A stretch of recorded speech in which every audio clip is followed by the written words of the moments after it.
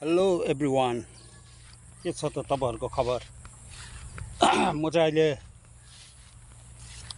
अब गर्मी पनि धेरै छ, त्यो भएर अहिले अलिकति शीतलो भएर चाहिँ यसो इभिनिङ वक गर्दैछु।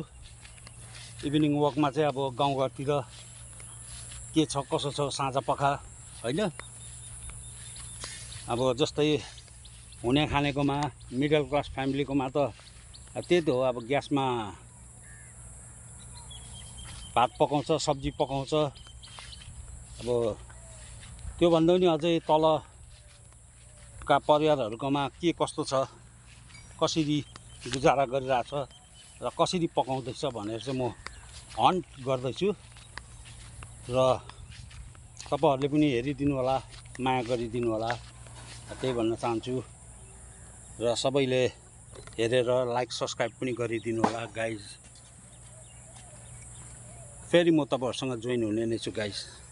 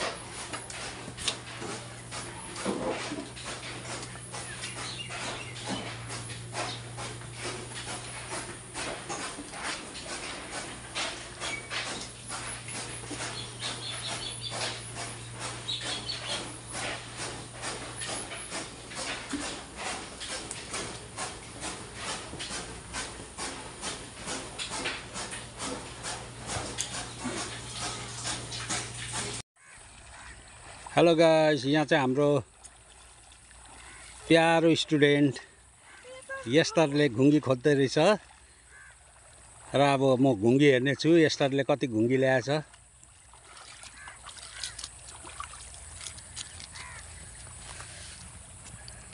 बाप रे बाप, घुङ्गी हेरे। यो घुङ्गी कसरी पकाउँछ घुङ्गी भन्देऊ त?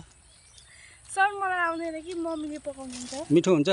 मिठो लाग्छ सर। दामी हुन्छ घुङ्गी त, राम्रो हो नि त। यस सर। हैन, स्वास्थ्यको लागि पनि राम्रो, मिठो पनि भयो। स्वास्थ्यको लागि पनि राम्रो, मिठो पनि भयो, बेलुका खानासँग रुच्यो पनि हैन। अनि सब्जी पनि तर्यो। अनि तिमीलाई चाहिँ आउँदैन पकाउनु? आउँछ तर हल्का धेरै घुमीलाई धेरै चलाको गर्नु हुँदैन सारोले, अनि धेरै उमाल्नु हुँदैन घुमीलाई। एकपल्ट राम्ररी भन्दियो त कसरी पकाउने अरे? कराई तताएर 5 फोरन हालो, 5 फोरन कालो भएपछि प्याज खोर्सानी टमाटर हाल्नु, भुटो त्यसपछि आलु हालो। आलु हाल्नु मन छ भने आलुलाई पनि मजाले भुटो हैन, ठुल्ठुलो पिस पारेर। अनि घुङ्गी हालो, घुङ्गीलाई पनि हल्का भुटो त्यसपछि पानी हाल्नु, नुन अनि मरमसलाहरू हालो।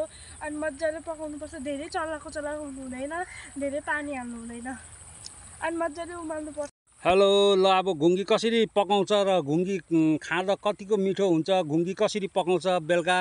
अब उहाँले चाहिँ यहाँ हाम्रो बुनुले भन्दैछ, तपाईहरु सबैले ध्यान दिएर सुन्नु होला है त।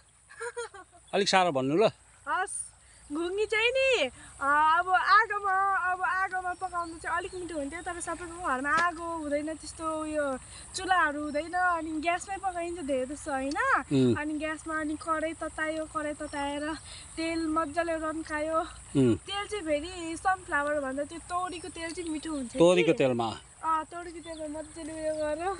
अनि त्यसपछि 5 फोरनहरू पड्कायो, खोर्सानी टमाटर प्याजहरू पड्कायो, अनि हल्का ब्राउन हुन्छसम्म भुटो, अनि चाहिँ आलुहरू पड्कायो, भुटो हैन। आलु चाहिँ ठुल्ठुलो साइजमा, अनि फेरि घुङ्गी हाल्दियो मजाले। त्यो घुङ्गी टाउको र पुच्छर काटेर क्या, अनि त्यो घुङ्गी हालो मजाले भुटो अनि एकछिन छोपिदिनुपर्छ, अनि 5 मिनटसम्म। अनि त्यसपछि पानी हाल्नुपर्छ हैन।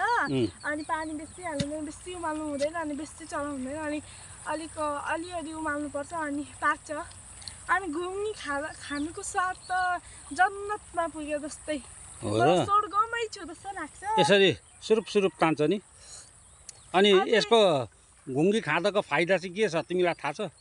फाइदा के छ भने स्वास्थ्यको लागि राम्रो एक त, अनि सब्जी पनि टर्यो, मजा पनि भयो, आफ्नो फ्यामिलीसँग मिलेर मजाले सुप सुप तान्दा क्या दामी हुन्छ। सुप बनाएर है, सुप बनाएर सुप पियो। ल धन्यवाद तिमीलाई। पछाडि पछाडि लदाले भाग्नु भयो भन्नु न फुटो सब, लदाले भाग्नु भयो भन्नु न। यहाँ सुनिसके त तिमीले भनेको। लदाले भाग्नु भयो, उता चाहिँ मेरो फुपू हो कि, लदाले भुतुक्क भएर भाग्नु भयो। लाजाले भुतुक्क हुनुभयो नि। हजुर। अनि सुन न, भन्नुहोस् त। अब तिमीले घुङ्गी टिप्दा रहेछौ होइन? हजुर। घुङ्गी चाहिँ म पनि खानु आउँछु तिम्रोमा आज होइन? भोलितिर हुन्छ किन भन्नु त, यो घुङ्गीलाई नि एक रात त्यो लेउ खाएको हुन्छ क्या बेसी, अनि एक रात नभए एक दिन आटा खुवाएर राख्नुपर्छ क्या। फेरि पानी चेन्ज गर्दै आटा चेन्ज गर्दै राख्नुपर्छ होइन। अनि त्यसपछि अनि घुङ्गीलाई उमाल्नुपर्छ, अनि त्यसको अगाडिको खोपटो निकाल्नुपर्छ, अनि पछाडिको पुच्छर काट्नुपर्छ, अनि मात्र तान्दा आउँछ। एकपल्ट झोला खोलेर फेरि देखाइदेऊ त। अब भोलि चाहिँ घुङ्गी खानु जानु पर्ला जस्तो छ। अब यस्तोमा यस्तो दामी घुङ्गी टिपेको रहेछ। आम्मा 3-4 बजीतिर आउनु न सर।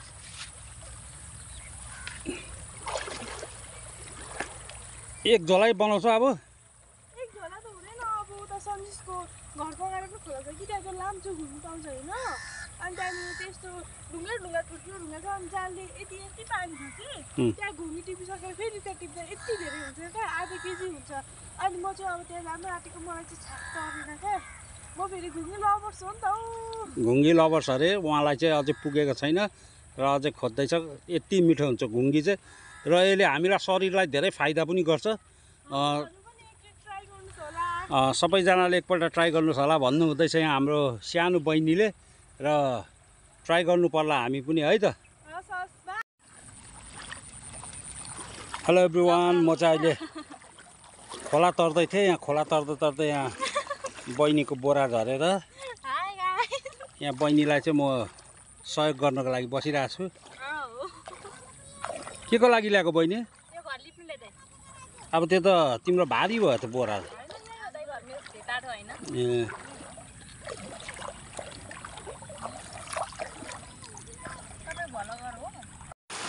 हेलो एभ्रिवान, यहाँ चाहिँ अहिले म खोलातिर आइपुगेको छु।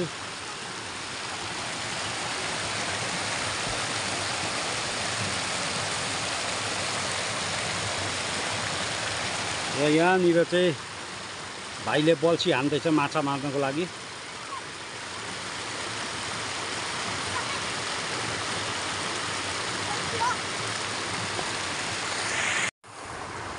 आमामामामी बल्छीमा पऱ्यो, निकाल त भाइ।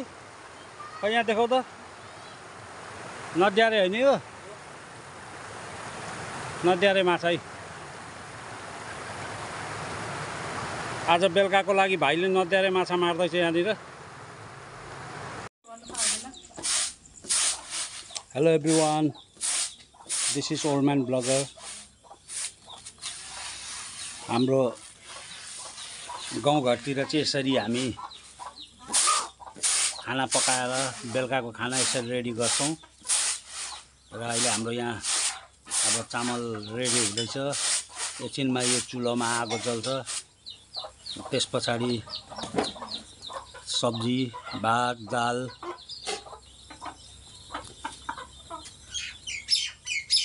चुलो चाहिँ यस्तो हुन्छ हाम्रो गाउँघरको। यता चाहिँ कुखुराहरू बसिरहेछ। अब कुखुराहरू बास बस्न लागेको छ।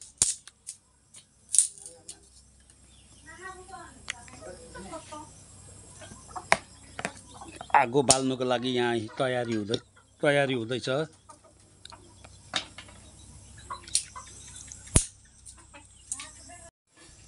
सिलौटो लौरोमा मसला पिस्दै गर्दैछ। यहाँनिर मसला पिस्दैछन्।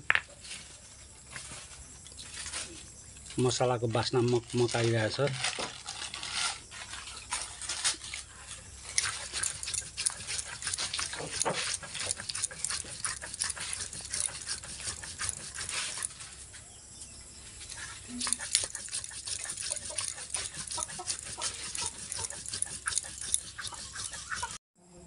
हेलो एभ्रिवान,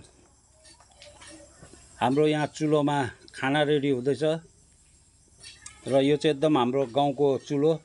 हामी यसरी भात पकाएर खान्छौँ चुलोमा। र हाम्रो कुखुराको खोर चाहिँ यहाँ यस्तो छ, लोकल कुखुरा। सायद तपाईहरुलाई नि मनपर्छ होला यस्तो गाउँले स्टाइल।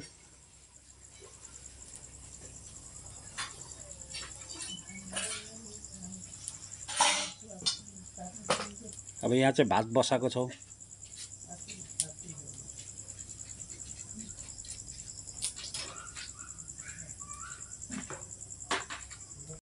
कहाँ देखेको अरे सर्प? यो भट्टाई बगानमा उतापट्टि छ हैन, एउटा सानो बगान, ठुलो बगान। त्यतिखेर काम गर्दाखेरि चियाको बोर्डदेखि माथि आइपुग्यो। त्यो दुईटै सर्प यस्तो यस्तो यस्तो यस्तो हुँदैन क्या। दुईटा कोही सर्पको नाम त थाहा भएन, त्यो अलिकति खैरे टाइपको गोमन सर्प हो। माटो कल्लेको थियो। अनि मोबाइल थिएन त्यतिखेर? मोबाइलले भिडियो गर्नुपर्छ नि त। मोबाइल कहाँ पत्ती टिप्ने ठाउँमा लिएर जानु। त्यतिखेर ऊ त स्कुल पढ्दा गएको, के अरे छुट्टी थियो नि त्यसको। अनि अलिक दिन काम गर्छु भनेर गएको। त्यतिखेर मोबाइल सोबाइल पनि केही थिएन। अनि तिमीहरूले पत्ती टिप्नु जाँदा चप्पल लगाउँछ कि गमबुट लगाउँछ? चप्पलै हुन्छ। चप्पल अनि गमबुट लगाउँदा राम्रो होइन त? पुरा गर्मी हुन्छ नि, गर्मीले सकिँदैन। गर्मीले है गाह्रो हुन्छ।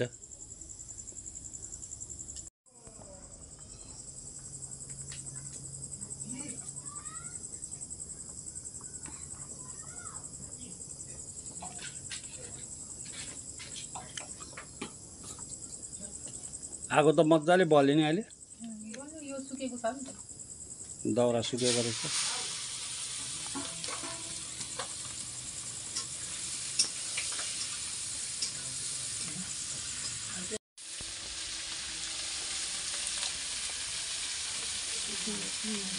हेलो एभ्रिवान, यहाँ चाहिँ हाम्रो चुलोमा